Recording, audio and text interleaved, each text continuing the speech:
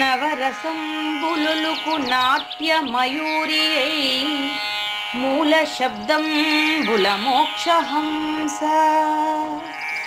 నవరసంబులుకు నాట్య మయూరియై మూల శబ్దంబుల మోక్షహంస. పరమ పవిత్రమౌ పరమాత్మ గీతయే నేడు నాట్యం వాడుచుండెగనుమా. పరమ పవిత్రమో పరమాత్మ గీతయే నేడు నాట్యం వాడుచుండెగనుమ. మునిరతనార్యులు మోదిల్లు శిష్యుండు, మునిరతనార్యులు మోదిల్లు శిష్యుండు సహజాచలుని కంఠ శబ్దరీతి. అజ్ఞానతిమిరంబులంతంబుజేయ అనాది బోధను వినుము ఆర్యులార. అజ్ఞానతిమిరంబులంతంబుజేయ అనాది బోధను వినుము ఆర్యులార. వినుము ఆర్యులార. తెలిపే జ్ఞానేశ్వరుల్ గీతం దివ్య రీతి. తెలిపే జ్ఞానేశ్వరుల్ గీతం దివ్య రీతి. ఆణిముత్యమీ గ్రంథము అచలులార. ఆణిముత్యమీ గ్రంథము అచలులార. ఆదరించిరి గీతను అచల ఋషులు గురుని వాక్కుగా గ్రహించి గురుతుగనుడు. ఆదరించిరి గీతను అచల ఋషులు గురుని వాక్కుగా గ్రహించి గురుతుగనుడు. హరి ఓం శ్రీ గురుభ్యో నమః. నమో భగవతే వాసుదేవాయ. ఓం నమో నారాయణాయ. ఓం నమః శివాయ. ఈ గీతా జ్ఞానయజ్ఞ కార్యక్రమం మొదలై నిన్నటికి 952 రోజులు అయిందండి. ఈ రోజు 953 రోజు. ఈ గీతా జ్ఞానయజ్ఞ కార్యక్రమం సంకల్పించి నిర్వహిస్తున్న శ్రీ విద్యాసాగర్ గురువు గారికి, శ్రీ వెంకటేశ్వర గురువు గారికి శ్రోతలందరి తరపున ధన్యవాదాలు, వందనాలు. ఈనాటి కార్యక్రమంలో పాల్గొన్న ఆత్మస్వరూపులైన శ్రోతలందరికీ కైవల్యాశ్రమం తరపున, అలాగే శ్రీ శివరామ దీక్షితుల వారి అచల యూట్యూబ్ ఛానల్ తరపున హృదయపూర్వక స్వాగతం, వందనాలు. గురువు గారిని కార్యక్రమం ఆరంభించమని కోరుతున్నానండి. సర్వము గురువుమయము, సర్వము గురువుమయము. భవరోగ వైద్యుడత్తడని తెలియుము. సకల విద్యల నిలయము దక్షిణామూర్తి అతడని తెలియుము. మూగవాణి మాటను, ఈ మూగవాణి మాటను శ్రోతలు కోటలు దాటింతురు. గురుకృపా సిద్ధితోనే నేనెంత ఆనందముందినాను. నిజయోగి శ్రీకృష్ణుడు నిజ భక్తుడైనట్టి అర్జునుండు. వీరి సంవాదామృతం జనులారమణ పాలిట అమృతం. వేదవ్యాసుడు దీనిని జనుల యద వికసించునట్లుగాను మహాభారతమందున వెలిగించే కోటి సూర్యుల వెలుగుతో నిత్య సత్య శాశ్వతమైన పరిపూర్ణంలో లేఖనే జరుగుతున్నట్లుగా మనకు తెలియబడుతున్న పవిత్రమైన శ్రీమద్ భగవద్గీత జ్ఞానేశ్వరీయ జ్ఞానయజ్ఞంలో 953వ రోజు, అంటే 2023 అక్టోబర్ 12వ తేదీ గురువారం రోజున మనకు శ్రద్ధాత్రయ విభాగంలో శ్రద్ధలు ఎన్ని రకాలో చెప్పుకునే దానికి ముందుగా అచల పరిపూర్ణాన్ని చెప్పి చూపించేదా చూసేదా అనేటటువంటి భావార్థాన్ని స్పష్టంగా మనకు తెలియజేయడానికి శ్రీకృష్ణ దేశికేంద్రుల 63వ కందపద్యంతో శ్రోతలందరికీ సాదర స్వాగత సుమాంజలి.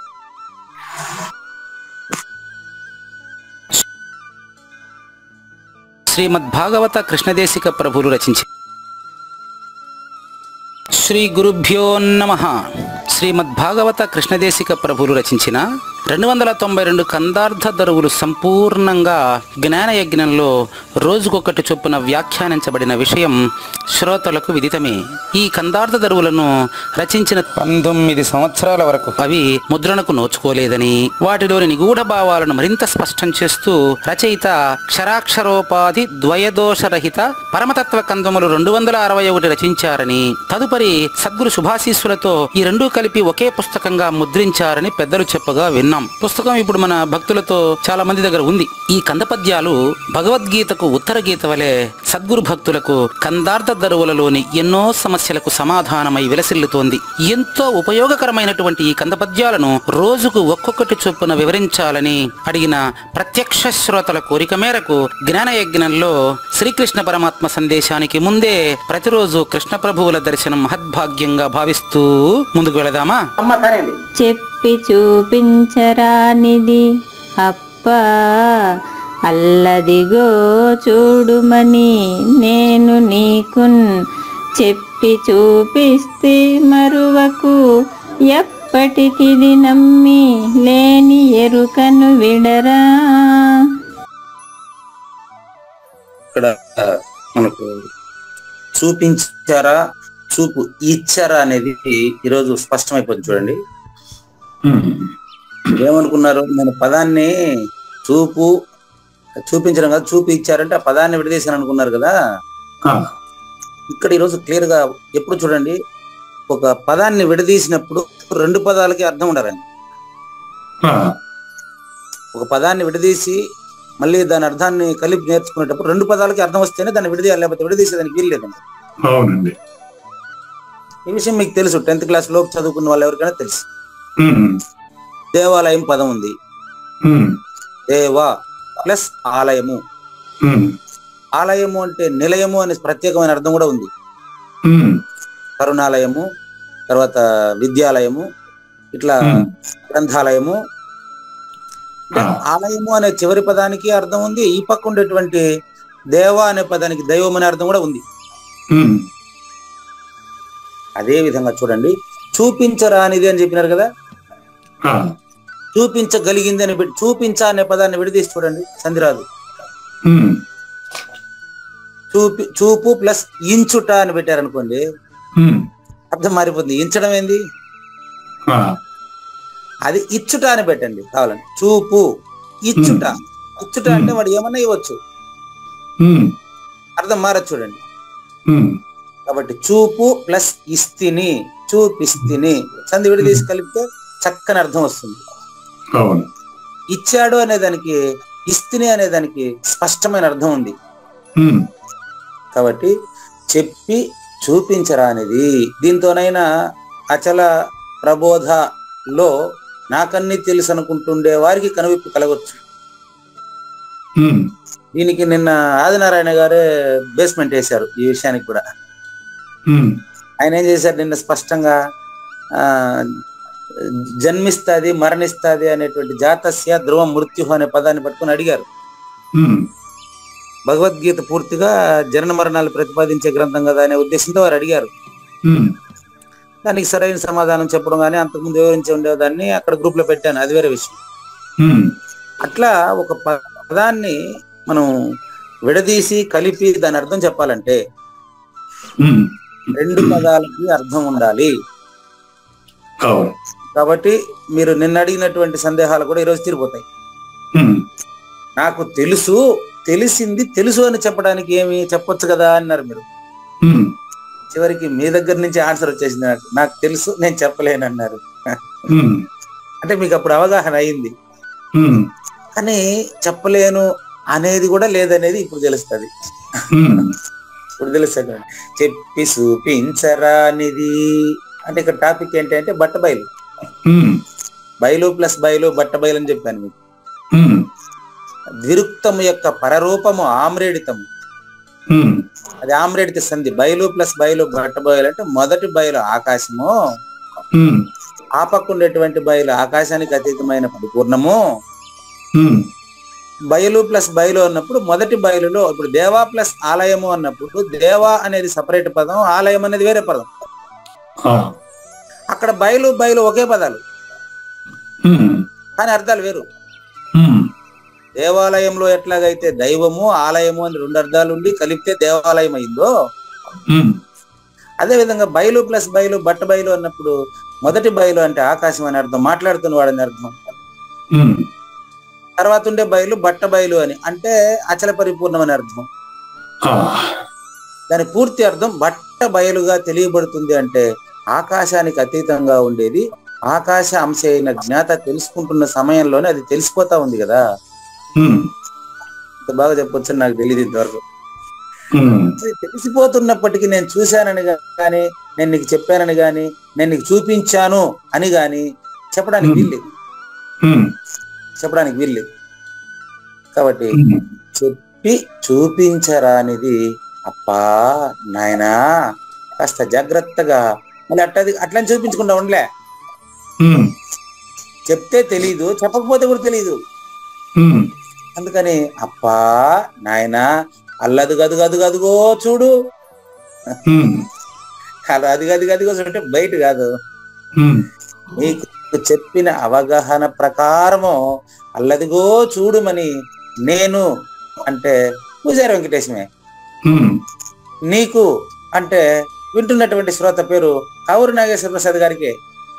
ఉమ్, చెప్పి అంటే గురువు చెప్పిన దాన్ని చెప్పి, అక్కడ విషయం. ఉమ్, ఆ చెప్పి అనే పదం చూడండి ఎంత అందంగా వచ్చిందో. ఉమ్, పూజారి వెంకటేశం చెప్పి కాదు, ఆ, దక్షిణామూర్తి నుంచి మన వరకు ఎవరైతే చెబుతున్నారో ఆయన ఒక్కడే చెప్పిన దాన్ని నేను చెప్పా. ఉమ్, పలికించేది వాడు రామభద్రుడట, నే పలికిన నే పలికితేనే జన్మరహితం అయిపోతుంది. ఉమ్, ఆ నేరులో పలికేది నేను కాదండి, రామచంద్రమూర్తి అండి. ఉమ్, ఆ పద్యం విన్నారు కదా మీరు, విన్నానండి. అవును, పలికేటిది భాగవతం అట, పలికించేది వాడు రామభద్రుడట, అవును, నే పలికిన భవహరం. జన్మరహితం నేను పలికితేనే అవుతుంది, అయితే పలుకు నాది కాదు నేను. ఉమ్, నే పలికిన భవ హరమగునట, భవ పుట్టుక హరం లేదని ఉమ్, అగును జరుగుతుంది, ఉమ్, జన్మరహితం జరుగుతుందయ్యా. పలికేది నేనే కానీ నేను కాదు, ఉమ్, పలికించేవాడు ఉమ్, ఆయన ఎవరు తెలుసా? ఆ, దేహీ దేహ విలక్షణుడు ప్రశ్నం.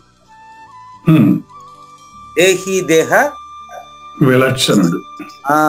ఇప్పుడు పూజారి వెంకటేశ్వరంలో పలుకుతాడు ఎవరు తెలుసా? అట్టే చూడండి, ఉమ్, పూజారి వెంకటేశం దేహం అయితే పూజారి వెంకటేశంలో పలికి ఆయన దేహి. ఉమ్, దేహీ దేహ విలక్షణుడు పలికితే ఉమ్, ఇప్పుడు మరి అంతటా ఉండే ఆయన ఎవరో, ఆయన నువ్వు గురించిన తలంపు మన ఇద్దరిలోకి వచ్చినప్పుడు, వింటున్న శ్రోతలందరిలోకి వచ్చినప్పుడు అది తప్ప రెండవది లేదు కదా. ఉమ్, ఇప్పుడు ఎవరిని ద్వేషించవు, ఎవరిని స్వాగతించవు, అంతా ప్రేమమయం, జగమంతా ప్రేమమయం, ఉమ్, ప్రేమమయం, అంతా ప్రేమమయం, జగమంతా ప్రేమమయం. ఇప్పుడు రెండో వాడు లేడు, ఉమ్, అందరూ కూడా హాయిగా ఎంత ఆనందంగా ఉంది. ఇప్పుడు జనన మరణ ఎలా ఉండే చూడండి, ఉమ్, హాయిగా సంతోషంగా ఉండొచ్చు కదండి. ఆ, చెప్పి చూపిస్తే అంటే చూపు ప్లస్ ఇస్తిని, చూపు ఇస్తిని ఎన్ని సైలెంట్ ధృతం. ఉమ్, చెప్పి చూపు ఇస్తిని, నాకేదైతే గురువు గారు ఇచ్చారో దాన్నే నీకు ఇచ్చాను నేను, నాది కాదు అది. ఉమ్, బాగా గమని, నేను చూపించాను నేను తెలుసుకున్నాను అనేదానికి ఇక్కడ ఏం అవకాశం నాకేం కనిపించలేదండి. ఆ, చెప్పి గురువు గారు చెప్పిందని చెప్పి ఉమ్, చూపు ఇస్తిని, గురువు గారు నాకు ఇచ్చిన చూపే నీకు ఇచ్చాను నేను. ఆ, అంటే నా అంతటా ఉండే బయలే నీలో కూడా ఉంది, ఓ, అది నీలోనే చూడాలి నువ్వు, నేనేం చేయగలిగింది ఏం లేదు. ఉమ్, కాబట్టి ఇది ఎప్పటికీ ఎప్పటికీ ఎప్పటికంటే కాలాతీతంగా ఉమ్, ఇది నమ్మి ఉమ్, ఇది నమ్మి నీకు అపరోక్షం అయితే ఇంకా ఎరుకను విడరా అనేది పాదపూర్ణ మాత్రమే. ఉమ్, అక్కడ ఒక మాట లేని ఎరుకను విడరా అన్నారు. లేని ఎరుకను వదిలేది ఏంటి? వదిలేది ఆడంలో అవును, ముందే లేని అని లేని ఎరుకను విడరా. ఉమ్, స్వతసిద్ధమైనటువంటి దానిలో మూలము గాని స్థానము గాని దీనికి ఉనికి గాని లేదు కదా. ఉమ్, లేకనే తోచబడుతున్నటువంటి గుర్తిరిగే శరీరాన్ని వదిలి ఉండు. ఉమ్, సంక్షిప్త భావార్థం చూద్దాం, ఉమ్, సందేహం ఉంటే మళ్ళీ తీసుకురావచ్చు. అలాగే. చూడండి, స్వతసిద్ధమైనటువంటి పరిపూర్ణమును, ఉమ్, గుర్తుపెట్టుకోండి. సాక్షాత్తుగా ఈ పదం మీకు పరిపూర్ణ దర్శనంలో ఉపయోగించాను. పరిపూర్ణ దర్శనంలో 8 ప్రశ్నలు పెట్టాను. 8 ప్రశ్నలు పెట్టిన చోట బోధ దృఢీకరణానికి పరిపూర్ణ దర్శిని పేజ్ నెంబర్ కూడా చెప్తాను ఇప్పుడు మీకు. నేను విచారణ, ప్రశ్నలు, సమాధానాలు అని చెప్పానండి. పరిపూర్ణ దర్శిని పేజ్ నెంబర్ 39. పరిపూర్ణ దర్శిని పేజ్ 39. ఓకేనండి. 39 ప్రశ్న, అచలము అంటే ఏమిటి? ద్వంద్వరహితము. ఆన్సర్ దేహీ దేహరహితము, జీవేశరహితము అని. అంటే అర్థం ఏంటంటే ఆ అంటే అచలము అంటే ఆ అంటే అంతటా, చ అంటే చలనం లేకుండా, లా అంటే లయం కాకుండా, ము అంటే ములుగుచ్చే సందు లేకుండా ఉండేదని అచలము అంటారని ప్రతి అక్షరానికి అర్థం చెప్పడం జరిగింది. వెంటనే రెండో ప్రశ్న చెప్పాను. వీళ్ళుంటే పరిపూర్ణ దర్శిని 39-40 పేజీలు ఉంటే ఆయన చూపించచ్చు. లేకుంటే మీ దగ్గర గ్రంథం ఉంది, చాలా మంది దగ్గర ఉంది, గ్రంథం చూడొచ్చు. నంబర్ 2, అనుభవం ఏమి అనేటువంటి ప్రశ్నకి ఏ అనుభవము లేదు అని సమాధానం. పరిపూర్ణము అంటే అచలము ఎప్పుడైనా చలనం అవుతుందా అనే ప్రశ్నకి ఎప్పుడైనా పరిపూర్ణంలో చలనం ఉంటుందా? అదే ఆన్సర్. కదలనిది కదలదెన్నడు అని 35వ కంద పద్యాన్ని కూడా స్పష్టంగా సూచన చేయడం జరిగింది. పరిపూర్ణాన్ని చలనం ఉండదంటానికే కొంచెం నాకు డౌట్ వస్తుంది ఇక్కడ. ఎలాగంటే మీరు ఇందాక చెప్పారు దేహి దేహానికి విలక్షణుడు దక్షిణామూర్తి అంతే కదా. అటువంటిప్పుడు దక్షిణామూర్తి నుంచి ఎరుకులో ఉన్న వాడికి ట్రాన్స్ఫార్మ్ అయ్యేది ఏదైతే ఉందో మరి ఆ పరిపూర్ణత్వము అది మరి చెలించి ఎరుకులో వాడికి వస్తుంది కదా. అప్పుడు నేను పలుకుతున్నాను దేహి దేహానికి విలక్షణుడు, నేను దక్షిణామూర్తి యొక్క శక్తితో నేను పలుకుతున్నాను. కాదండి, అది నాగేశ్వర ప్రసాద్ అనుకునేది. కానీ పలుకుతున్నది నేను కాదు కదా గురువు గారు. అవునండి, మీరు కానిది పలికించేవాడు ఇంకో అతను ఉన్నాడు కదా. అదే ట్రాన్స్ఫర్ చలనం అవుతుంది కదా. లేదండి, అదే దానికి ప్రూఫ్ చెప్తున్నాను కదా, మీకు ఉదాహరణ చెప్తాను మీకు. అదే చెప్తున్నా కదా, నేను మీలోకి వచ్చి మాట్లాడలేనని చెప్పాను. పూజారి వెంకటేశం మీలోకి రాలేడు, నాగేశ్వర ప్రసాద్ నాలోకి రాలేడు, మన ఇద్దరిలో ఉండే ఆయన ఎవరో ఆయన ద్వారా ఉదాహరణ చెప్పినప్పుడు మీకే కనపడాలా. చూపిస్తాను మీకు, చూపిస్తాను. ఇప్పుడు మట్టి కుండగా మారేటప్పుడు కుమ్మరి కదులుతాడు, మట్టి కదులుతుంది, కుండ కదులుతుంది, చక్రం తిరుగుతుంది, ఆకాశం కూడా తిరుగుతుందా? కానీ ఇవన్నీ జరిగేది ఆకాశంలో కదా. అప్పుడు ఆకాశంలో కదులుతుంది కాబట్టి ఆకాశం కూడా కదులుతుంది అని చెప్పేదానికి వీలుందా? భూమి తిరిగేది ఆకాశంలోనే, చంద్రుడు తిరిగేది ఆకాశంలోనే, సూర్యుడు మండేది ఆకాశంలోనే. నాయన ఆకాశం తిరగదు. ఆకాశం పరిపూర్ణమా? వినండి, పూర్తి వినండి. పరిపూర్ణంలో చలనం ఉంది అంటారు. చలనం లేని దాన్ని నీకు స్పష్టంగా చెప్పేదానికి మీరు మళ్ళీ పరిపూర్ణ కాడికి పరిగెత్తారు ఎట్లా? ఇప్పుడు మీరు అడిగిందేమి, పరిపూర్ణంలో చలనం లేకనే కలిగింది కాబట్టి పరిపూర్ణానికి దీనికి సంబంధం ఉంది అని మాట్లాడుతున్నారు. చాలా మందికి సందేహం వస్తుంది కూడా. అది దానికి ముందు నీకు చలనం లేని వాడని చూపించిన తర్వాత మీరు పరిపూర్ణం చలనం లేదా మీరు చెప్పండి. అదే విధంగా కుండ, మట్టి, కుమ్మరి చక్రము, కుండ చేసేవాడు వీళ్ళంతా కదులుతూనే ఉన్నారు. ఇవన్నీ కూడా నామరూపాల మార్పులు చెప్పాను మీకు నేను. ఈ నామరూపాల మార్పులు జరుగుతూ ఉండేటువంటి ఆకాశం ఒకే గుణం కలిగింది, శబ్ద గుణం ఒకటే. ఆకాశం కూడా దీనితో పాటు తిరుగుతా ఉందా? ఆకాశం దీంతో పాటు తిరగటం లేదు. అట్లే రండి, అది మీరు అంటే తిరగటానికి అయితే కారణభూతం అవుతా ఉంది. అది మీరే. అదే ఆకాశం బాగా పట్టుకోండి. ఆకాశంశ ఎవరు? నాగేశ్వర ప్రసాద్లో మాట్లాడుతూ ఉండేది ఆకాశం. ఆకాశం కారణం, ఈ మిగతా వస్తువు. ఆకాశం కారణం, 4 భూతాలు కార్యరూపంలో ఉన్నాయి. ఇప్పుడు ఆకాశం శబ్దమే కదా గురువు గారు, కదిలేదేగా. ఆకాశ శబ్దమే కదిలినట్టే లెక్క, కానీ కదలట్లేదు కదా. బాగా గమనించండి, ఆకాశం కదిలినట్టండి, కానీ ఆకాశం శూన్యం కదా. అవును. విచారించినప్పుడు విచారించేవాడే శూన్యం అని తేలిపోయింది కదా. ఆ. ఆకాశానికి అతీతంగా కదా పరిపూర్ణాన్ని చెప్తా ఉండేది.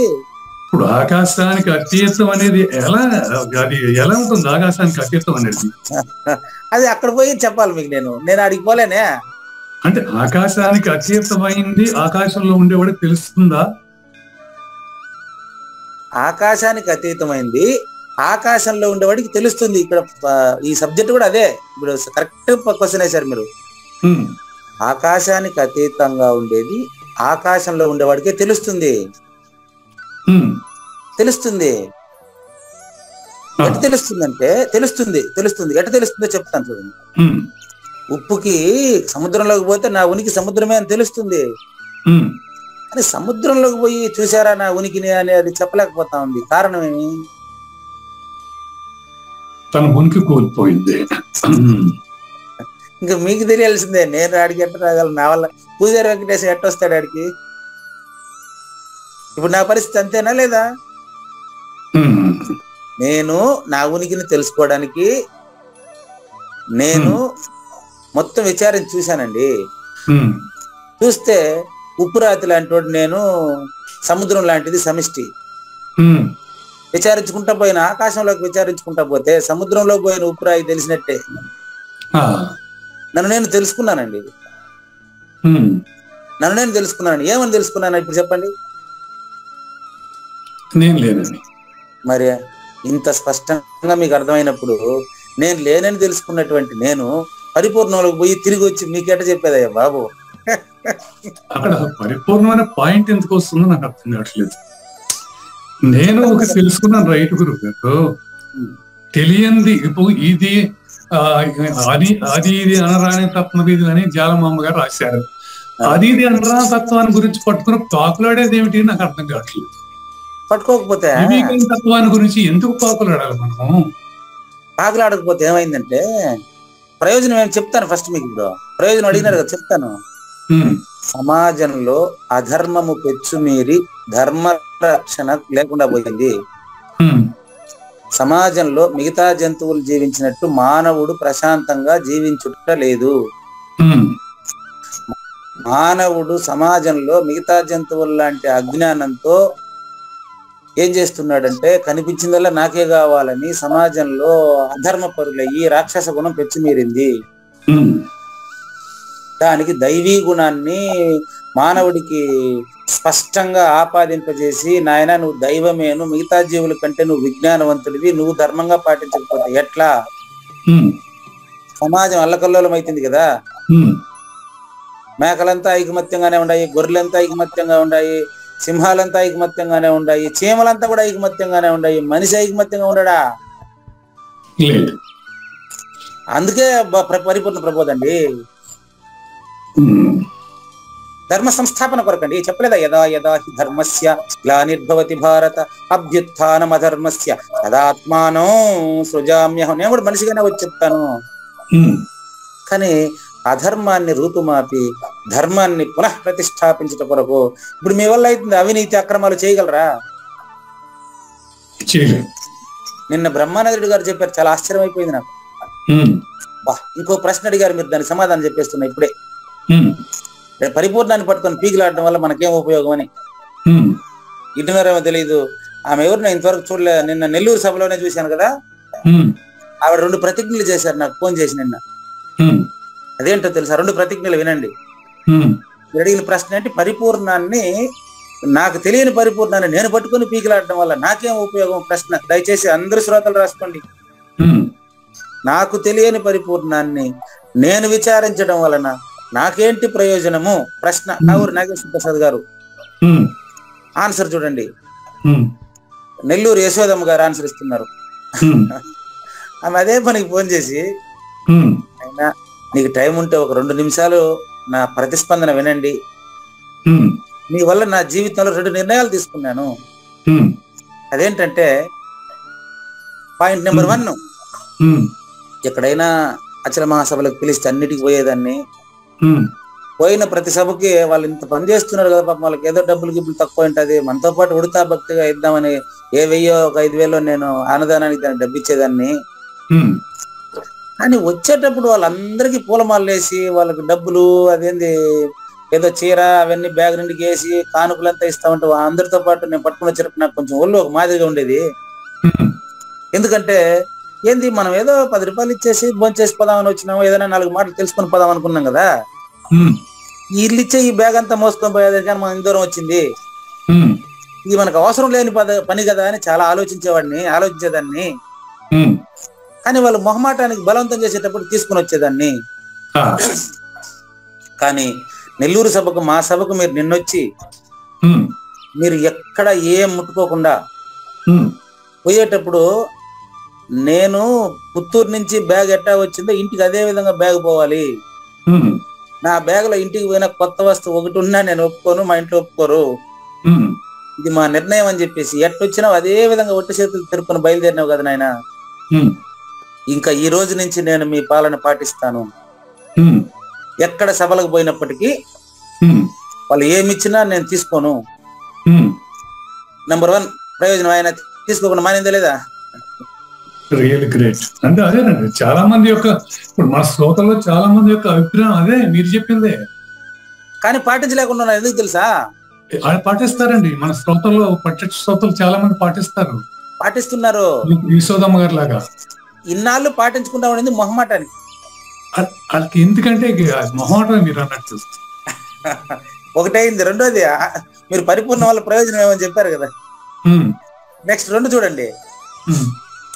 ఇప్పుడు ఆమెకు 50 పైన అట్లా ఉండొచ్చు, 40-50 మధ్యలో 50 దాటి ఉండొచ్చు వయసు అనుకోండి. చిత్రం ఏంటంటే ఆవిడకి జీవితాంతం ఒక కోరిక ఉండేదంటండి. ఆ కోరిక ఏంటంటే, ఇంత బోధ నేర్చుకున్నాం కదా, మనం ఒక మందిరం కట్టేసి ఉండే డబ్బులతో ఒక మందిరం కట్టి అందులో శివరామ దీక్షితులు ఫోటో పెట్టి, అదే మా ఫోటో పెట్టి వరుసగా దీన్ని ఒక ఆశ్రమం కట్టి అందులో ఉండాలా అనుకునిందంట. నేను బ్రహ్మానంద రెడ్డి గారు నేను మాట్లాడుతాను, తినేసారేమో పాపం. ఆ సభలోనే మధ్య రెస్ట్ టైంలో కోసం మాట్లాడుతుంటే తినేసి ఉన్నట్టున్నారు. మీకు హాయిగా ఎక్కడ పోయి 4 మాటలు చెప్పేసి పోయి పిల్లలకు చదువు చెప్పుకుంటారని మీకేం ఇబ్బంది లేదు. బ్రహ్మానంద రెడ్డి గారు 14 లక్షలు ఖర్చు పెట్టి మందిరం కట్టారంటే, 14 లక్షలు ఖర్చు పెట్టి మందిరం కట్టాను. కానీ మీ గురువు గారు తలపల మురత్నం గారి భవనంలో నాకు కూడా దాన్ని భవిష్యత్తులో దాన్ని మెయింటైన్ చేసేదానికి నాలాంటి వాళ్ళు ఎవరు ఉంటారో లేదని దిగులుగా ఉందంటాడు బ్రహ్మానంద రెడ్డి గారు. అది తినేసింది ఆవిడ.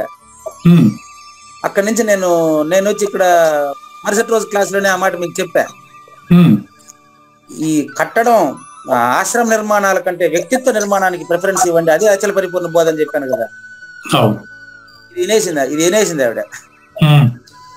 ఇంకా నేను నా జీవితంలో ఆశ్రమ నిర్మాణాలు, మందిర నిర్మాణాలకు వసూలు చేసి బిల్డింగ్ కట్టే పని పూర్తిగా మానేస్తాను.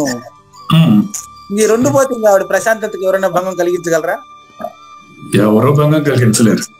ఇదేనండి ప్రయోజనం. మీరు అడిగిన దానికి ప్రయోజనం అదేనండి. ఇప్పుడు లేని తగిలించుకోకుండా ఉంటే ఏ బాధ లేదు. అది గురుగారి మందిరం పేరు పగడాల వెంకటేశ్వర అవధూత స్వామి మందిరం, తన పేరు తలపల మురత్నం గారు కట్టించారు. కింద స్థలం వాళ్ళ బావగారిది. వాళ్ళ బావగారి కొడుకు వచ్చారు. ఇప్పుడు మా నాయనది సొత్తు, ఇది నాది, మీకు సంబంధం లేదు కూడా నేను బయట వాళ్ళందరినీ. భక్తులు చాలా మంది తలపల మురత్నం గారి భక్తులంతా దిగులు చెందుతున్నారు. ఇప్పుడు ఎందుకు దిగులు నాకు అర్థం కావట్లేదు. మందిరం నాది అనుకుంటుంది, గురువు గారు మీద అనుకున్నాక మందిరంతో ఏం పని మీకు? దానికి ఏమంటున్నారంటే, నాయన ఫోటో అంటే మన తలపల మురత్నం గారు ఉండేటప్పుడు ఆయన ఫోటో ముందర దీపం ఆయనే పెడతా ఉండే. అవధూత స్వామి ఫోటో ఉండేది, బాలాజీ సింగ్ ఫోటో, గురువు గారి ఫోటో. ఆయన ఫోటో ముందర దీపం ఆయనే పెట్టి ఆయన ఫోటోకి ఆయనే మొక్కుతా ఉన్నాడు ఇన్ని రోజులు. ఆదర్శంగా తీసుకుని మేము కూడా మందిరం, ఇప్పుడు మందిరమే మనకు సంబంధం లేదని అంటారు వాళ్ళు. గురువు గారే భౌతికంగా లేనప్పుడు మందిరంతో మీకు ఏం పని? హాయిగా గురువు గారిని మనసులో పెట్టుకుని ధర్మజీవనం గడపండి అని చెప్తా నేను. కానీ ఆయన బావగారి కొడుకు వచ్చి ఆశ్రమం అంటే కింద జాగా మాది కదా, ఇందులో బిల్డింగ్ కట్టి మీరు కడితే కూడా బిల్డింగ్ తో సహా నాదే అంటే బేగాలు వేసుకుని మమ్మల్ని బయట పంపించేసట్లే. ఓకే, బిల్డింగ్ తో మనకేం పని? ఇది ప్రయోజనం కాదంటారా? గురువుతో మనకేం పని అంటే, ఆ గురువు మీద ఉండేటువంటి ఆ యొక్క అటాచ్మెంట్ అనేది మరి ఆ గుడికి కూడా సంక్రమిస్తుంది. అవును, అది ఆయనకు వాళ్ళ బావగారి కొడుకు తెలియదు కదా, మనం ఏం చేద్దాం ఇక్కడ. ఇప్పుడు ఈ రోజున నిర్భయాంధ్రుల వారు లేరంటే వారి గుడి పెట్టారు. ఇప్పుడు ఆ గుడి నాది కాదు ఇంకొకళ్ళ అంటే నేను బాధపడతానుగా డిఫరెంట్ గా. అట్లా బాధపడుతున్నారు అంతే, కానీ ఆ బాధ అవసరం లేదు. అది సహజమే. మన గురువు గారిది ఏదైతే అనుకున్నాం అది లేనప్పుడు మన బాధ ఏమవుతుంది?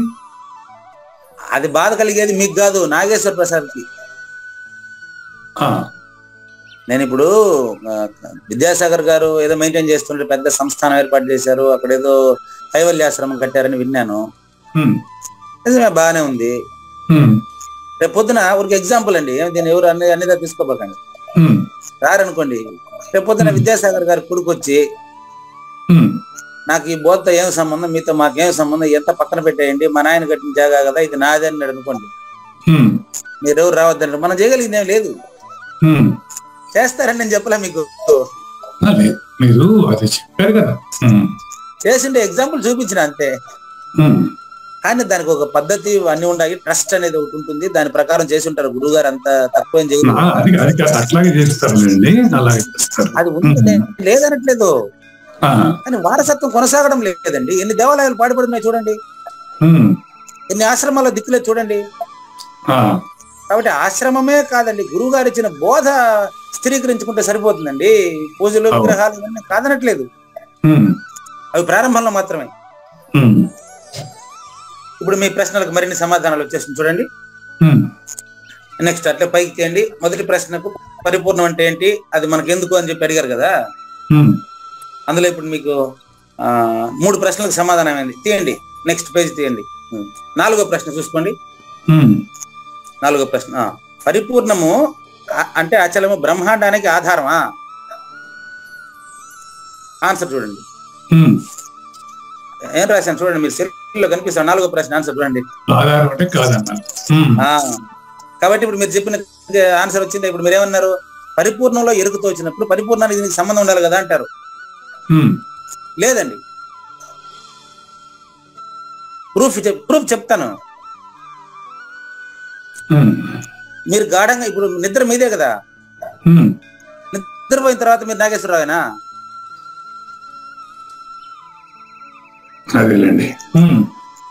నిద్రపోయిన తర్వాత కూడా నాగేశ్వర ప్రసాదా మీరు? నిద్రపోయినాక మన దాంట్లో నిద్రపోయిన వాడికి తెలియదు. అదే నేను నాకు తెలియదు అంటే ఉండేది. పరిపూర్ణము దీనికి ఆధారం కాదు. గాఢ నిద్ర మీదే, మీరే నిద్రపోతున్నారు. మీదే నిద్ర, నిద్రపోతున్నది మీరే.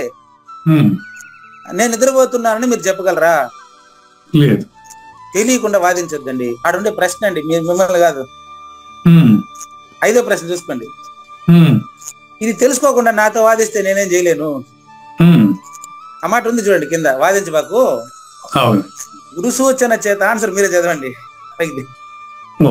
తెలియక నేను వాదించగురా అనేది ప్రశ్న. వాదించరాదు, గురు సూచన చేత సశిష్యుడు గ్రహించగలడు అని చెప్పేసి మీరు కూడా చెప్పారన్నమాట. నేను గ్రహించానండి కానీ నేను చెప్పలేనన్నారు కదా. అవును, అదే పరిపూర్ణం. అది ఆ సందర్భంగా అలా అనిపిస్తుంది, తోస్తుంది. కానీ మరి అది నిశ్చయంగా అనిపిస్తే మరి ఇప్పుడు ఈ ప్రశ్నలు అయితే రావు. ప్రశ్నించేవాడు ఉన్నంత వరకు ప్రశ్న ఉంటది. పైకి తీయండి. నెక్స్ట్ క్వశ్చన్ 6 చూడండి. 6 మీకు ఆన్సర్ మీరు అడిగిన ప్రశ్నే అది. 6 చూసుకోండి. వచన రచనల చేత వాగితే ఫలమే. కూడా మందిప్పల హనుమంతరాజు వేశారండి ఆయన పద్యంలో. దాన్నే సేకరించి ఇక్కడ నేను ప్రశ్న సమాధానం రాశానంతే. ప్రశ్నలు ఆయన వేశారు, ఆన్సర్లు నేను రాసి పెట్టాను. వచన రచనల చేత వాగితే ఫలమేమి? ఊరికే పరిపూర్ణం గురించి నాకు తెలుసు, నీకు తెలుసు అని సభల్లో మైకులు పెరుక్కొని కొట్లాడుకుంటా ఉంటుంది, దానివల్ల అందుకని ఇప్పుడు లాస్ట్ ఎందుకు చెప్పాల్సి వచ్చిందంటే, కృష్ణప్రభువులు సాక్షాత్తు అన్నారు, ఇది పరిపూర్ణ సాక్షాత్తు అన్నారు, అందుకని చెప్పాల్సి వచ్చింది. పరిపూర్ణము సాక్షాత్తా అని క్వశ్చన్. సాక్షాత్తా అంటే అర్థం ఏంటంటే నువ్వే పరిపూర్ణుడని నీకే తెలుస్తుందండి. సాక్షాత్తు అంటే అది అర్థం. చమత్కారానికి సాక్షాత్కారానికి తేడా చెప్తానండి. అప్పుడు మీకు తెలుస్తుంది. ఎప్పుడైనా ఒక పదం అర్థం తెలియకపోతే దానికి వ్యతిరేకమైన పదం చెప్పి దాన్ని సూచన చేయడం అనేది మీరు నాకు నేర్పించినటువంటి విద్య. మీరంటే కావూరి నాగేశ్వర ప్రసాద్ నేర్పించిందే, ఈ జ్ఞానయజ్ఞులు నేర్పించిందే, మీ వల్ల నేర్చుకునిందే అది. మీరు అంత డీప్ గా ప్రశ్న అడగడం వల్ల నేను నేర్చుకున్నాను దాన్ని. సాక్షాత్కారానికి చమత్కారానికి తేడా చెప్తాను. నాకు పరిపూర్ణం తెలుసు, నా దగ్గర వచ్చి నేర్చుకోండి, నేను గురువు, 200 మంది నాకు శిష్యులు ఉన్నారు, ఇది చమత్కారం. పరిపూర్ణం గురించి నాకేట తెలుసు అండి, పరిపూర్ణం ఉంది అందులో నేను లేదు, ఇదే సాక్షాత్కారం. పరిపూర్ణం ఉండదు, నాకేట తెలుస్తుంది, అది మీరు తెలుసుకుంటారు. అంటే భగవంతుడు ఉన్నాడు కానీ అది ఎలా, ఇప్పుడు దాన్ని ఎలా కోరిలేట్ చేయాలి, భగవంతుడికి పరిపూర్ణానికి ఎలా కోరిలేట్ చేయాలి అది అర్థం కావట్లేదు. ఇక్కడ చేసేవాడు లేడని కదా చెప్తున్నాడు, అది మాత్రం రెండోది లేదు కదా.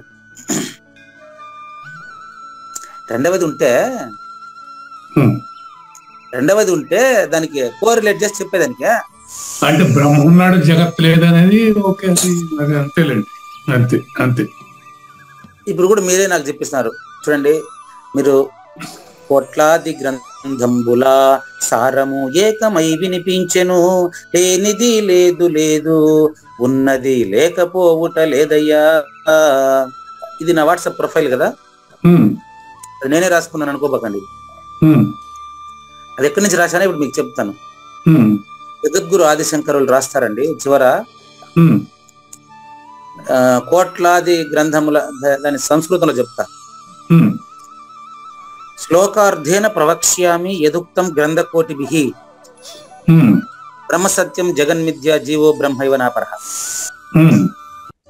ఈ శ్లోకం సారాంశమే నేను అలా రాశాను, అంతేనంట. జగద్గురు ఆదిశంకరులు అర్ధ శ్లోకంలో చెప్పేస్తాను, ఏదైతే కోట్లాది గ్రంథాల్లో చెప్పబడిన విషయాలు ఉందో అదంతా నేను అర్ధ శ్లోకంలోనే చెప్పేస్తాను అని శంకరులు రాస్తారు. అంటే ఈ చెప్పడానికి అర్ధ శ్లోకం పట్టింది, ఇంకా చివరి అర్ధ శ్లోకంలో ఇది రాస్తారండి. బ్రహ్మ సత్యం జగత్తు మిథ్య జీవో బ్రహ్మైవ నాపరః. బ్రహ్మ సత్యం అంటే పరిపూర్ణం పరమసత్యం, జగన్ మిథ్య అంటే జగత్తు పరిపూర్ణంలో లేదు. మరి పరిపూర్ణుడు ఎవరు? ఈ జీవుడే పరిపూర్ణుడై వెలసి ఉన్నాడు.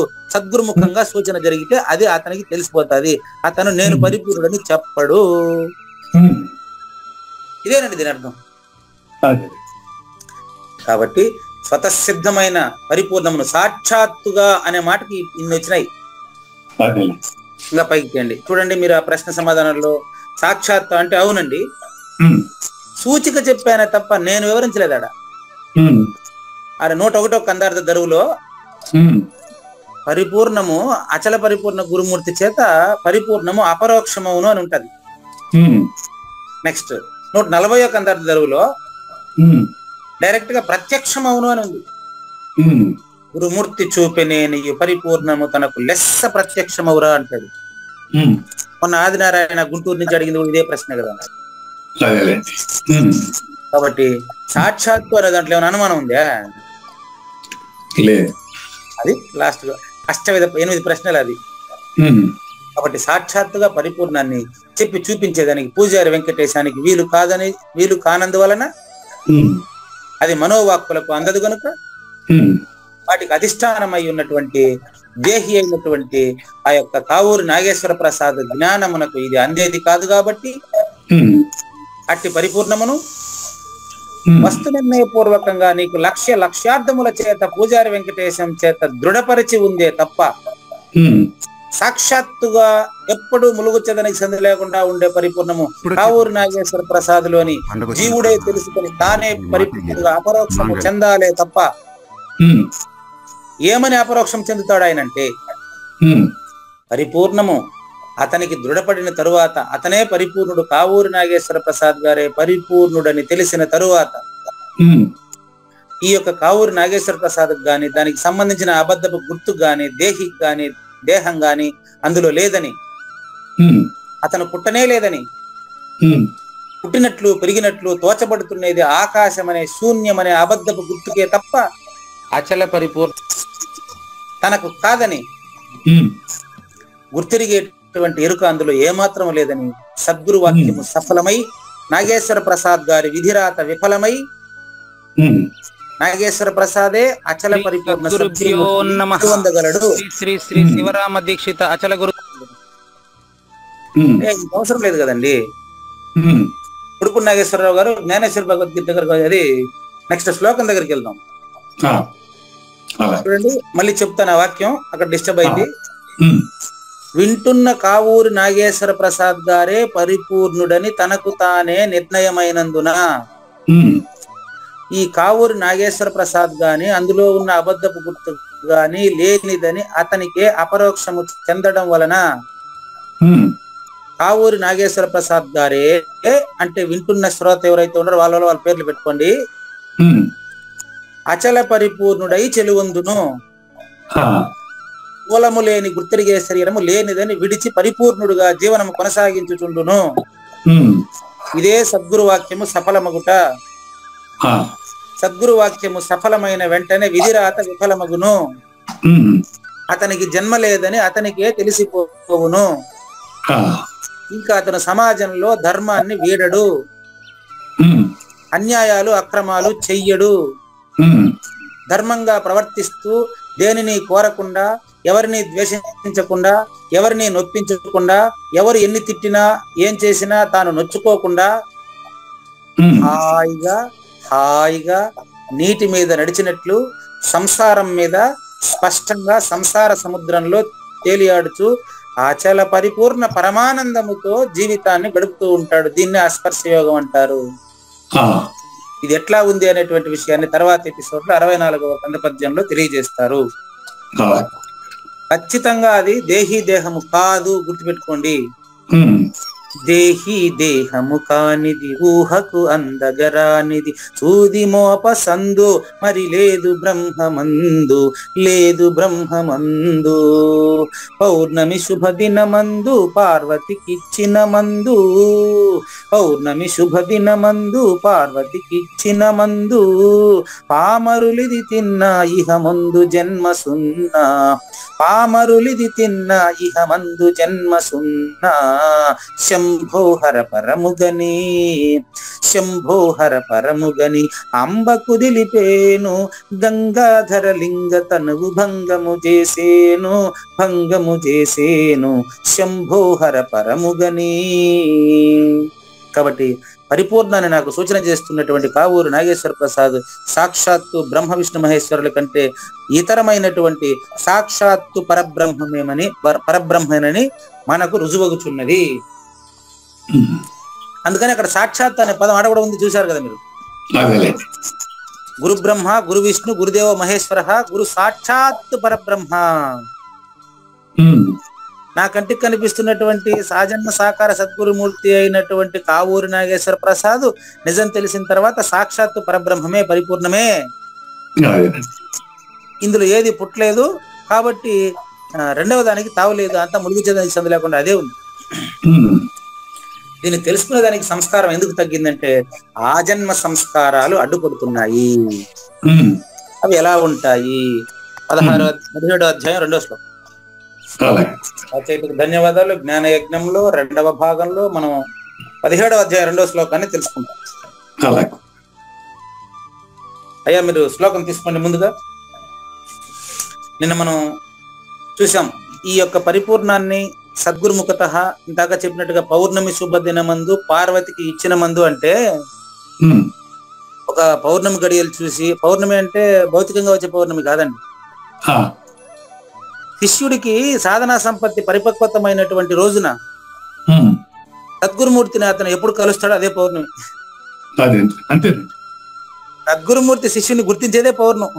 అవును, పుట్టుక శిష్యుడు పుట్టుక ఎప్పుడంటే గురువు నుంచి సూచన పొందినప్పుడు. అంతేదా, అది ఈ క్లాస్ లో ఇప్పుడే ఈ క్షణమే కూడా కావచ్చు. కాబట్టి ఆ పౌర్ణమి శుభ గడియలలో ద్వాదశి షోడశి ద్వయమంత్ర సారం ఎప్పుడైతే అతనికి అపరోక్షమైతుందో అదే పౌర్ణం. అట్లా గురువు నుంచి శిష్యునికి సంక్రమించిన తర్వాత గురు శిష్యులు గుర్తు రహితమైతే అదే పౌర్ణం. కాబట్టి అటువంటిది తెలుసుకోలేకుండా పోతున్నాడు అంటే అర్థం ఎందుకు తెలుసుకోలేకపోతున్నాడు? శాస్త్రం తెలియకపోవడం వలన. అప్పుడు శిష్యుడి ప్రశ్న, గురువు గారు శాస్త్రం తెలుసుకోవడం చాలా కష్టం కదా, శాస్త్రం గురువాక్యం రెండు ఒకేసారి అపరోక్షం అవడం అంటే ఎట్లాంటిదంటే, అదే సింహాన్ని ముద్దు పెట్టుకుని అందులో ఉండేటువంటి సింహం ముక్కులో ఉండే ఇంటికి పెరుక్కొని వచ్చి అది తాచుపాము నాగుపాము మణి ఏదో ఉందంట కదా, ఆ మణి పైన కాలు పెట్టి పాము కాలు పైన కాటేయకుండా కాలు పెట్టి తొక్కి పట్టుకొని దాని మణి తీసుకుని వచ్చి ఆ పాము పైన ఉండే నాగమణిని సింహం ముక్కులో ఎంటుకుని మాల వేసిన నా మెడలో వేసుకుంటే అప్పుడు అంత కష్టం అంట అది. అంటే అర్థం ఏంటంటే సింహం దగ్గరికి పోతే సింహం చంపేస్తుంది, పాము దగ్గరికి పోతే పాము చంపేస్తుంది. అట్లా గురువు దగ్గరికి పోతే జనన మరణాలని చంపేసి నిన్ను బతికిస్తాడు ఆయన, పుట్టనీయకుండా బతికిస్తాడు. ఇది అర్థం. కాబట్టి మరి ఇది ఎందుకు తెలియకపోతా ఉంది అంటే శాస్త్రం తెలియకపోవడం వల్ల. పుట్టనీయకుండా బతికిస్తాడు. అవునండి, ఇంకెట్లా? అవునండి. పోనీ గురువాక్యం పైన శ్రద్ధ కావాలయ్యా అంటాడు. అదే శ్రద్ధాత్రయ విభాగ యోగం. పోనీ గురువాక్యం పైన శాస్త్రం పైన శ్రద్ధ లేకపోతే ఎట్లా? అప్పుడు కూడా శ్రద్ధ 3 రకాలుగానే ఉంటుందండి. కాబట్టి ఈ శ్రద్ధ ఇంతవరకు చదువుకోకుండా ఉండేటువంటి వారికి, వేదం ఉపనిషత్తులు జ్ఞానం ఎరుగని వారికి శ్రద్ధ ఎట్లుంటది అంటే దానికి చెప్తాడు 3 రకాలుగా ఉంటుంది. కానీ అండి శ్రీ భగవాను వాచ త్రివిధా భవతి శ్రద్ధ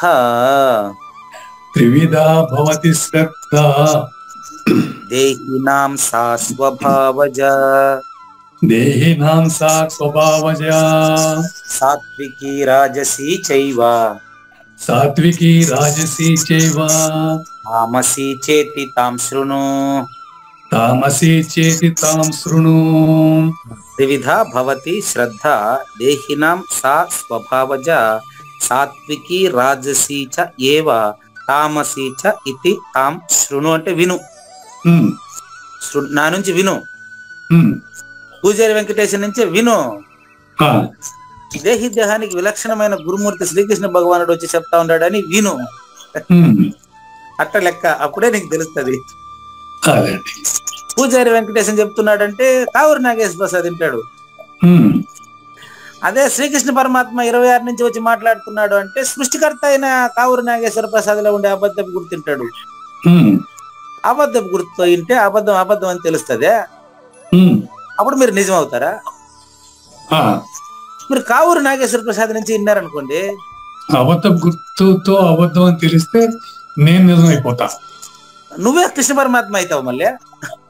అది అంతేగాని 24 నుంచి 26కి జంప్ చేయలేరండి. 24 నుంచి 25లో వచ్చి ఇంటే అప్పుడు 25 శూన్యమని, 26లో 25 లేనిదని తెలిస్తే నువ్వే 26 తెలియబడతావు. 26గా నువ్వు తెలియబడిన తర్వాత రెండోది ఉండదండి. చాలా ఇంపార్టెంట్ ఇది. నాకెందుకు తెలియడం లేదు అంటే శాస్త్రం తెలియకపోవడం వల్ల.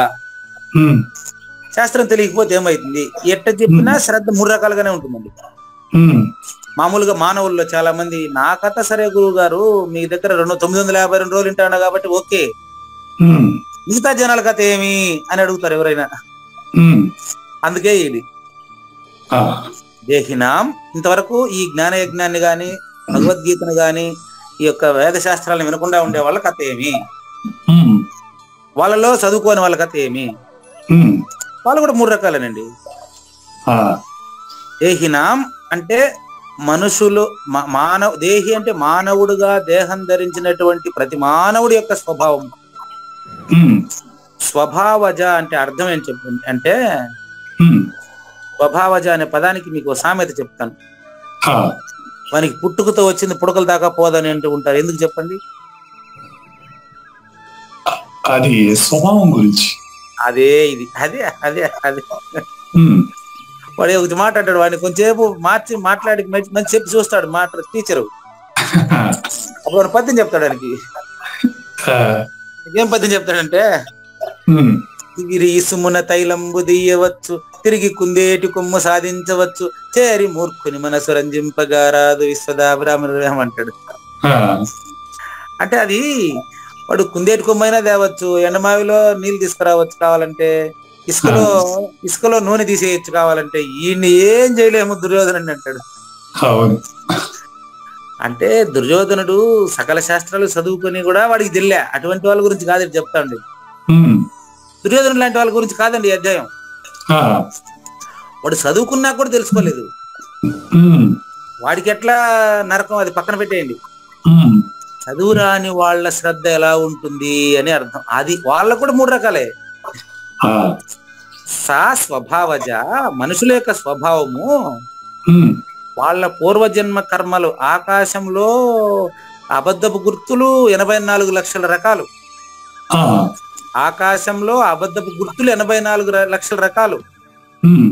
ఆకాశం 84 లక్షల రకాలుగా విడిపోయిందా? లేదని చెప్పాలి మీరు. శూన్యం కదా ఆకాశం. శూన్యంలో అబద్ధపు గుర్తులు అన్ని రకాలు. అందులో శ్రద్ధలు 3 రకాలు. ప్రతి ఒక్కరికి శ్రద్ధ 3 రకాలు. 1 సాత్వం, 2 రజస్సు, 3 తామసం. ఈ 3 రకాల శ్రద్ధలు ఎట్టుంటాయో నా వల్ల విన్నాయన అనేది దీని యొక్క వాచ్యార్థము. దీని లక్ష్యార్థాన్ని మనం జ్ఞానేశ్వర చేతన ఇందాం. తీసుకోండి, జ్ఞానేశ్వర భగవద్గీత తీసుకోండి. నాయన కావూరు నాగేశ్వర ప్రసాద్ గారు, నీకు శ్రీకృష్ణ పరమాత్మ డైరెక్ట్ గా చెప్తున్నారు. ఈ యొక్క ఎవరైనా జ్ఞానేశ్వరి కాదు, శ్రీకృష్ణ పరమాత్మ చెప్తున్నాడని నేను జ్ఞానేశ్వరిని పక్కన పెట్టుకో. నీ మనోప్రవృత్తిని నేను తెలుసుకుంటాను నాయన. నీకు శాస్త్రం అంతా చదవడం పెద్ద కష్టమైందని, ఈ కష్టంలో నేను గాని పరిపూర్ణ నేనేటో తెలుసుకునేదని ఇబ్బంది పడతాండవా నాగేశ్వర ప్రసాద్ గారు? కొంచెం జాగ్రత్తగా ఇన్ని ఆయన. కేవలము శ్రద్ధ వలననే పరమ పదము తెలియను, శ్రద్ధ వలననే పరమ పదము తెలియను అని అనుకుంటాండవు కదా. ఓ ఎర్రోడా, ఇది ఆయన ప్రయోగం అండి, మిమ్మల్ని కాదండి. కృష్ణ పరమాత్మ శ్రోతను మాట్లాడుతున్న మాట అది. ఓ ఎర్రివాడా, ఇది అంత సులభమైంది కాదండి. అందుకే కదా కావూరు నాగేశ్వర ప్రసాద్ ఇన్ని అవస్థలు పడతా ఉండరా. అందుకే కదా పూజారి వెంకటేశ్వర ఇన్ని అవస్థలు పడతా ఉండరా. కేవలం నాకు శ్రద్ధ ఉంది, నాకు చెప్పేయండి నేను తెలుసుకుంటానంటే కుదరదయ్యా. నాకు శ్రద్ధ ఉందని చెప్తే కుదరదు. పూర్వజన్మ పుణ్యోదయం అయి ఉండాలా, సాధనా సంపద తెలిసి ఉండాలా, మరి నీకు పూర్తి శ్రద్ధ ఉండాలా. బ్రాహ్మణుడు ఎవరైనా అంత్యజుని సంబంధ బాంధవ్యాల్లో మైత్రిని ఏర్పరచుకునబోతే అతడు అంత్యజుడు ఒకటి లేదా? మా అమ్మాయితో పాటు క్లాస్మేట్ ఇంకొక అమ్మాయి, వాళ్ళు బ్రాహ్మణులట. మా అన్న కూతురు ఇంకొక అమ్మాయి క్లాస్మేట్స్. వాళ్ళ ఇంట్లో మటన్ తినకూడదు అంటారంట. అందుకని మా అన్న కూతుర్ని ప్రతిరోజు క్యారీకి వచ్చేటప్పుడు నాన్ వెజ్ ఇద్దామని ఇప్పుడు ఆవిడ బలవంతం చేసేదట. ఇప్పుడు బ్రాహ్మణులు పెట్టిన హద్దులు ఏమైనాయి పాపం. అంటే ఆవిడ బ్రాహ్మణ వంశంలో పుట్టినప్పటికీ ఆవిడకి వాసన ఉంది. ఏం చేయమంటావు నన్ను? ఎగ్జాంపుల్ చెప్పారు అంతేనండి. అన్న కూతురు ఇంజనీరింగ్ చదివేటప్పుడు ఇక్కడ కాలేజీలో ఈమె ఫ్రెండ్ బ్రాహ్మణ అమ్మాయి ఎప్పుడో ఒక రోజు ఈవిడితో పాటు అది వాసన చేసింది. ఆవిడ కావాలనే రోజు ఫ్రెండ్ కదా, వాళ్ళ రోజు చేపించి తీసుకుపోయి క్యారీ తినేటప్పుడు ఆవిడ నాన్ వెజిటేరియన్ తినేది. వంశం బ్రాహ్మణమే, వాసన ఇది కథ. ఏం చేయమంటారు? ఉదాహరణ అండి. నెక్స్ట్, కళ్ళు ముంతలో గంగాజలం నింపితే ఎవడన్నా తీసుకుంటాడా? తీర్థం అండి, తీర్థం అంటే తీసుకుంటాడు ఏంటి? వాని పూర్వజన్మ సంస్కారాలు అట్టుంటే అందరికి పరిపూర్ణం తెలిపేస్తానని డబ్బులు వసూలు చేసి మందిరం కడితే అందరికి తెలిసిపోద్దా? ఏం ఎగ్జాంపుల్ అండి. వాడికి సంస్కారం ఉంటే నీ దగ్గరకు వస్తే చెప్పవయ్యా, ఈ సంవత్సరం మనం ఇంత వసూలు చేసేయాలి, ఇంతమందికి బోధాధికారం ఇచ్చేయాలా, ఇన్ని బిల్డింగ్లు కట్టేయాలంటే అది పరిపూర్ణ బోధా? ఏం క్లారిటీ అండి. నేను చెప్పింది సరైందో కాదో నువ్వే నిర్ణయించుకోవాలి. గానే పక్కన 10 మంది చప్పట్లు కొడుతుంటారు, నేను కూడా మాట్లాడి చప్పట్లు కొట్టి చూడండి, నాకు వచ్చి బోధాధికారం రాయిచేయండి, సహజాచారాలు రాజేయండి, నాకు ఫోన్ చేస్తే నేను వచ్చి కాగితం రాయిచేస్తే నీకు చప్పట్లు కొట్టేస్తారా? అది ఉపయోగమా? మీరే చెప్పండి. వాస్తవానికి చందనం చల్లగా ఉండే మాట నిజమే, కానీ ఇట్టి స్థితిలో ఆ చందనమునకు అగ్ని సంయోగం కలిగినప్పుడు దానిని చేతబుచ్చుకుంటే చెయ్యి కాలకుండా ఉండదు. చందనం ఇప్పుడు చల్లగా ఉంది నిజమే, దాని రంపంతో కోసేటప్పుడు చందనమే కోయాలి, చెయ్యి పెట్టి చూస్తే నీకు తెగుతుంది, జాగ్రత్త. కాబట్టి వన్నె తక్కువ బంగారంలో బహు కొద్ది మంచి బంగారం కలిపినప్పటికీ దాన్ని మంచి బంగారం అనరు.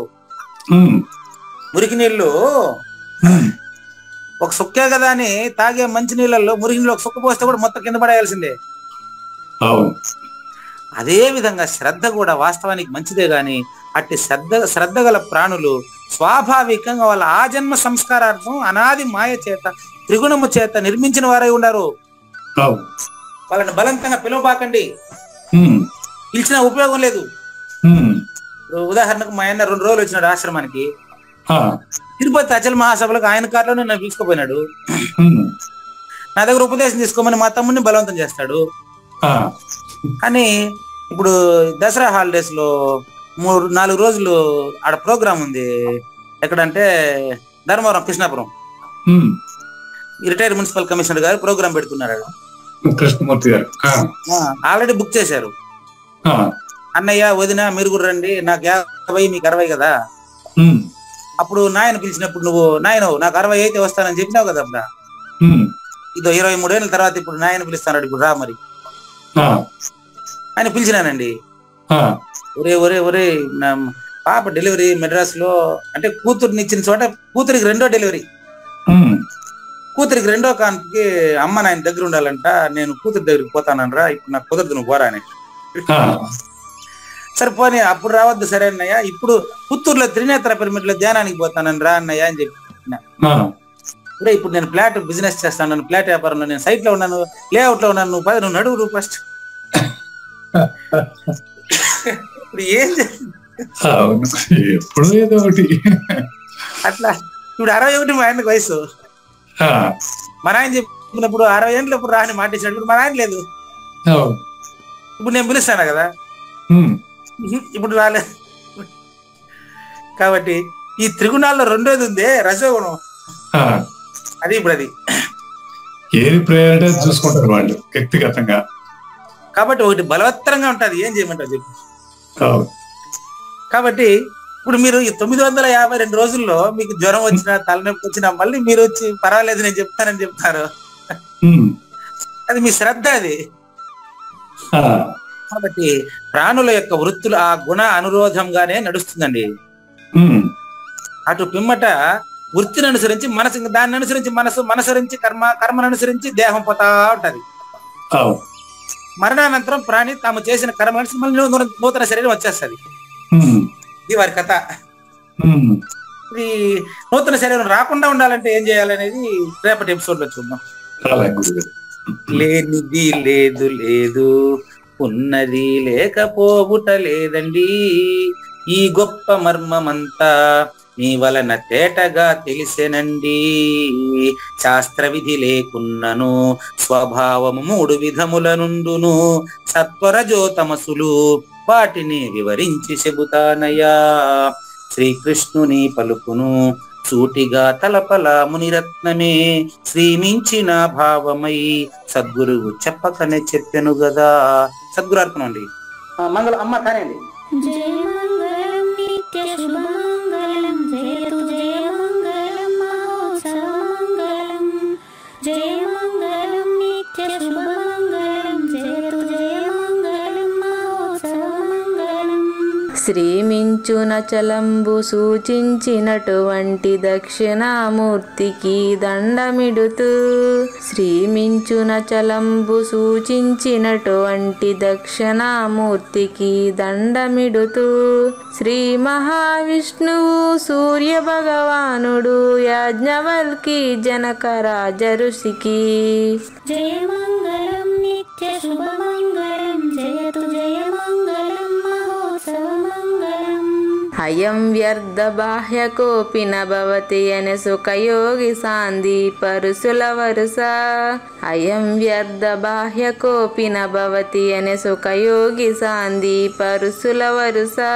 దీనినే శ్రీకృష్ణ పరమాత్మ వద్దనే ఎరిగరిగిన ఉద్ధవార్జునులకు. జయమంగళం నిత్య శుభమంగళం జయతు జయమంగళం మహోత్సవమంగళం. శ్రీ అల్లమా ప్రభు బసవేశ్వరుండును బ్రహ్మానంద రామానంద స్వామి. శ్రీ అల్లమా ప్రభు బసవేశ్వరుండును బ్రహ్మానంద రామానంద స్వామి. నవరసాలు లిఖించు నాట్యమయూరిగా గీతను మలచిన జ్ఞానేశ్వరులకు. జయమంగళం నిత్య శుభమంగళం జయతు జయమంగళం మహోత్సవమంగళం. కబీరు దాసుడు సహజానంద గురుడు రామావధూతయు రాజితముగా. కబీరు దాసుడు సహజానంద గురుడు రామావధూతయు రాజితముగా.